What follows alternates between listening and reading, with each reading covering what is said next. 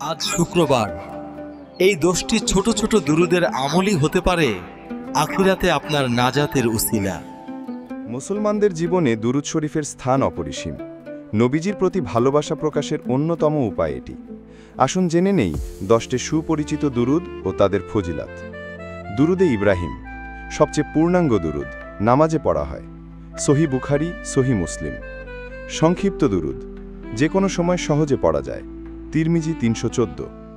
দুরুদে সালাম, নবীর উপর শান্তি ও রহমত কামনা। বুখারী 831। দুরুদে উম্মি নাবী, উম্মি নাবীর জন্য বিশেষ দুরুদ। আত-তারগিব ওয়া আত-তারহিব। দুরুদে বারাকা, রহমত ও বরকতের দোয়া। মুসনাদে আহমদ।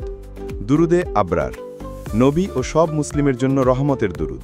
ইবনে হিব্বান। দুরুদে মাসনুন, ছোট, সহজ ও বরকতময়। নাসাই 1746।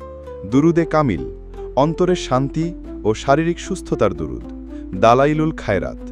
দুরুদে মাকাম মাহমুদ, নবীকে কিয়ামতের দিন উঁচু আসনে বসানোর দোয়া।